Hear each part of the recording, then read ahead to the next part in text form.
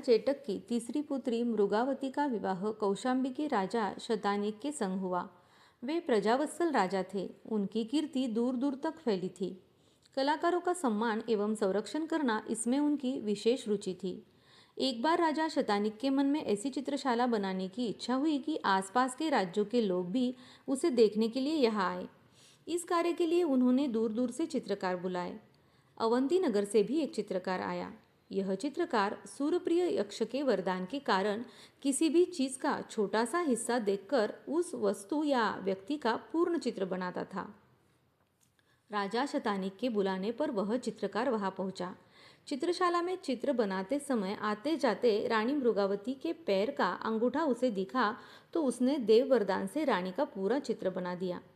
दैवी शक्ति से ही रानी की दाहिनी जांघ का तिल भी चित्र में अंकित हो गया। चित्रकार के मिटाने पर भी वह तिल फिर से बना तो चित्रकार ने समझा कि रानी के जांघ पर अवश्य ही तिल होना चाहिए। संध्या के समय राजा शतानिक चित्रशाला का निरीक्षण करने आए। चित्र देखते देखते उनकी नज़र मृगावती के चित्र पर पड़ी। जांघ के तिल पर ध्यान जाते ही उन्होंने सोचा कि रानी उल्टा है, उसका चित्रकार के साथ गलत संबंध है, अन्यथा रानी के जांघ का तिल इसे कैसे पता।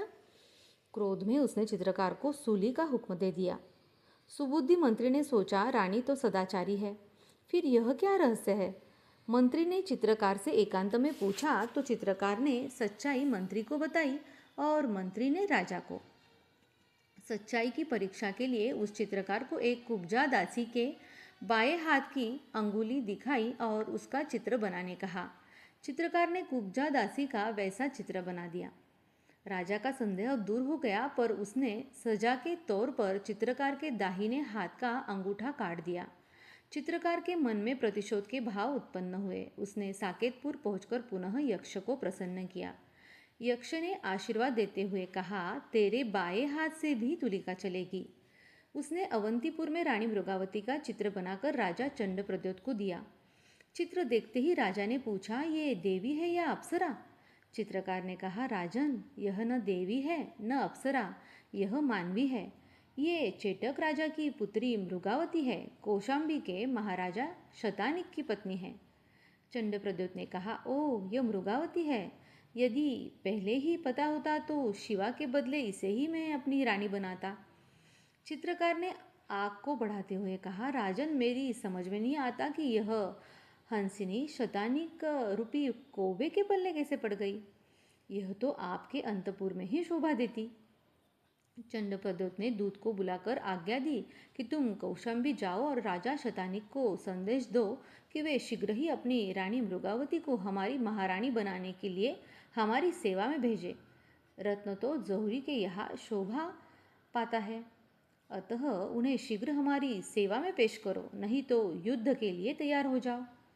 चंडप्रद्योत की ऐसी अपमान और धृष्टतापूर्वक मांग से राजा शतानिक ने क्रोधावेश में दूत को मार पीट कर नगर से बाहर निकाला। चंडप्रद्योत के साथ युद्ध करने जितना सैन्य बल उसके पास नहीं था, पर अपने धर्मपत्नी की रक्षा के लिए युद्ध तो आवश्यक था। अतः युद्ध की तैयारियां प्रारंभ की। कौशाम्बी पर विपत्ति के बादल मंडराने लगे। दूत द्वारा सारी बातें जानकर चंडप्रद्योत ने अपनी विशाल सेना के साथ कौशाम्बी पर आक्रमण किया। शतानिक भी अपनी मुट्ठीभर सैनिकों को लेकर भिड़ गया, परंतु शत्रु की विशाल सेना के सामने वह टिक न सका। उसकी हार हुई और अतिसार की बीमारी के कारण मृत्यु भी हो गई। मृगावती ने हिम्मत रखकर शेष बचे सैनिकों को बुलाकर नगर के द्वार बंद कराए। उदयन को सिंहासन पर बिठाकर राजा घोषित किया। शासन की बागडोर संभाली। कुशलता से सारी परिस्थितियों का अवलोकन किया। बहुत चिंतन करके उसने एक योजना बनाकर चंडप्रद्योत राजा के पास समाचार भेजे कि मेरे पति का अभी ही निधन हुआ है, पुत्र उदयन भी शिशु है, परिस्थिति अभी अनुकूल नहीं है, अतः आप अभी अवंती लौटे। उचित समय पर मैं आपको संदेश भेजूंगी। आप जैसे शक्तिशाली को छोड़कर मैं अन्य को कैसे अपनाऊंगी।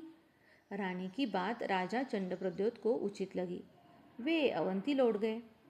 रानी मृगावती ने राज्य व्यवस्था के नाम पर बार बार धन मंगवाकर चंडप्रद्योत से काफ़ी धन लिया। उस धन से कौशाम्बी का नगरकोट मजबूत किया, सैन्य शक्ति बढ़ाई। उन्हें नए शस्त्रों से सज्जित किया। राज्य में स्थान स्थान पर विद्यालय खोले, जनहित के लिए अनेक कार्य किए।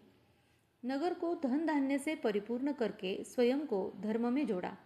घोर तप से अपने रूप लावण्य को समाप्त करने लगी। उसे विश्वास था कि धर्माराधना से आत्मबल में वृद्धि होगी, तप के प्रभाव से राज्य की विपत्ति दूर होगी। अतः स्वतः और प्रजा को तपाचरण में लगा दिया। बहुत समय तक मृगावती की ओर से कोई समाचार नहीं आए तो चंड प्रद्योत ने मृगावती को लाने हेतु सेवकों को भेजा। सेवकों ने मृगावती को राजा का संदेश भेजे हुए वस्त्राभूषण एवं प्रणय पत्र दिए। चंड प्रद्योत का पत्र पढ़कर मृगावती ने पत्र के टुकड़े करके सेवकों के मुंह पर फेंके और वस्त्राभूषणों को ठोकर मारकर बिखेर दिया। फिर मृगावती बोली, हे दूत, तेरे राजा तो क्या स्वर्ग के देव भी मेरे शील धर्म को नष्ट नहीं कर सकते। मेरा प्रतिवता धर्म अमर है और अमर ही रहेगा। 1000 चंड प्रद्योत मिलकर भी उसे खंडित नहीं कर सकते। मृगावती की ओजस्वी वाणी सुनकर सभी सुभटों ने नारे लगाए। फिर उन्होंने कहा, राजमाता हमारे प्राण है, उनके चरणों में सर्वस्व न्योछावर है। तब मृगावती गदगद होकर बोली, मेरे वीर जवानों, अन्याय और अधर्म का उच्छेद करने के लिए अपने प्राणों की आहुति देने का अवसर आया है। अवंती के दूत ने पूछा, मैं अपने राजा को क्या जवाब दूं?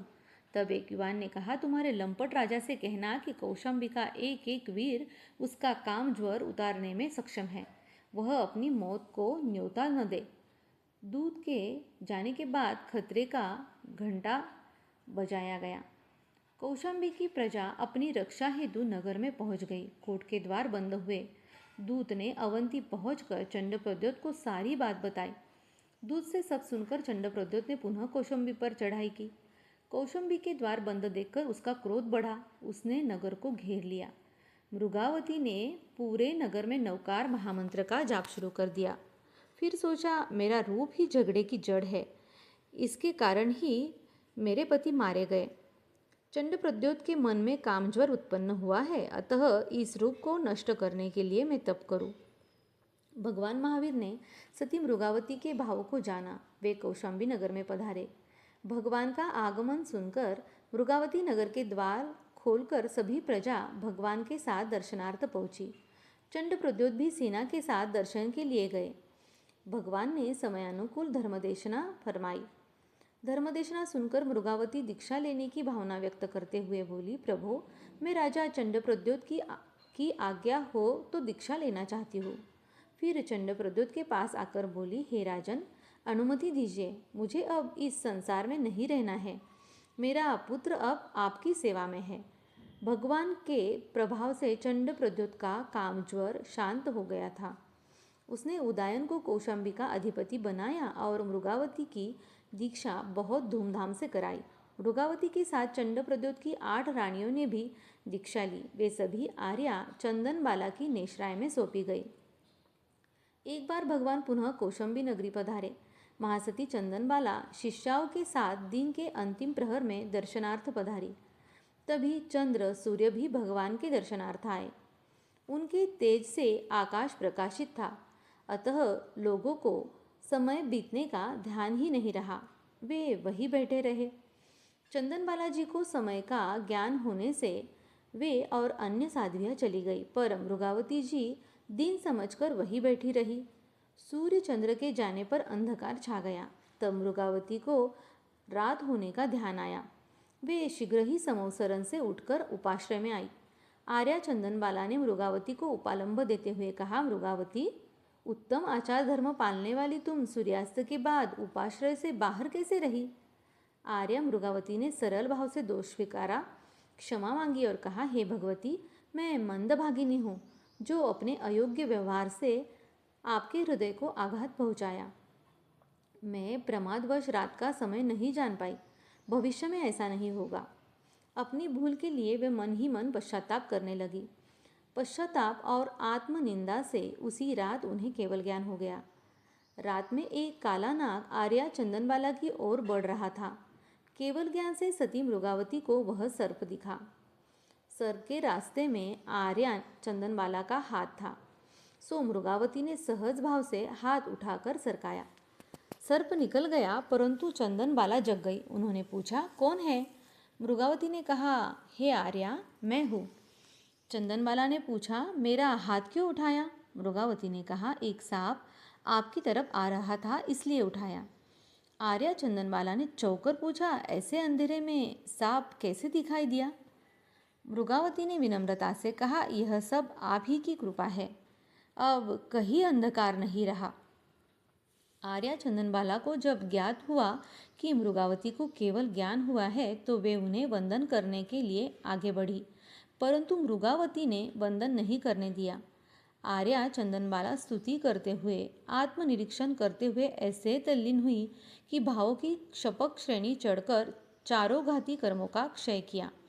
सती मृगावती ने बहुत काल तक केवली पर्याय में विचरण किया।